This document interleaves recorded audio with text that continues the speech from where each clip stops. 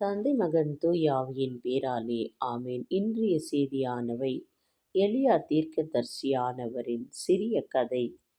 பைபிளில் எலியா என்பவர் யெகோவா என் கடவுள் என பொருள்படும் வலிமைமிக்க தீர்க்கதரிசி. இஸ்ரேல் ராஜாவான ஆகாவின் காலத்தில் பாகால் வழிபட்டிருந்த மக்களை கர்த்தரிடம் திருப்பியவர். பல அற்புதங்களை செய்தவர்.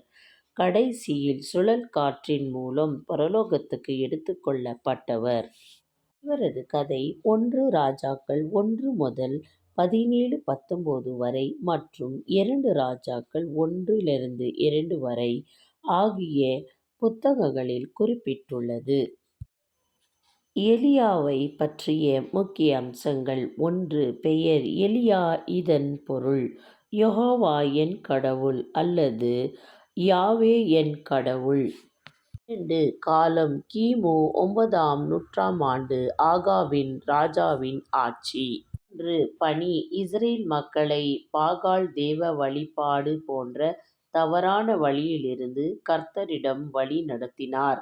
4. அற்புதங்கள் கர்த்தருடைய ஊழியரான இவர் மழை வரவழைத்தார், விதவையின் மகனை உயிர்ப்பித்தல் போன்ற பல அற்புதங்களை செய்தார்.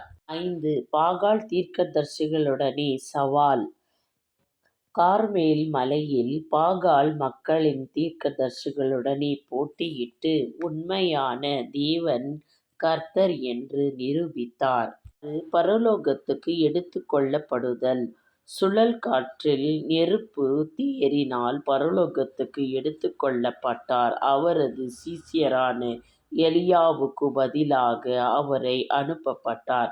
தமிழ் பைபிளில் தமிழ் விவிலியத்தில் இவர் எலியா என்று அழைக்கப்படுகிறார். மற்றும் 7. பாகால் என்ற விக்கிரகங்களை வழிபட்டு கர்த்தரை விட்டு விலகிச் சென்ற இஸ்ரேல் மக்களுக்கு அவர் எச்சரிக்கையும் விண்ணப்பத்தையும் கொண்டு வந்தார். சுருக்கமாக எலியா தீர்க்கதரிசியின் வார்த்தையை சொல்லுமானால், எலியா பழைய ஏற்பாட்டில் கர்த்தரின் வார்த்தையை தைரியமாக அறிவித்து அற்புதங்களை செய்து இஸ்ரேல் உண்மையான கடவுளான யெகோவாவின் வல்லமைமிக்க தீர்க்கதரிசியாய் இவர் இருக்கின்றார். ஆமென்.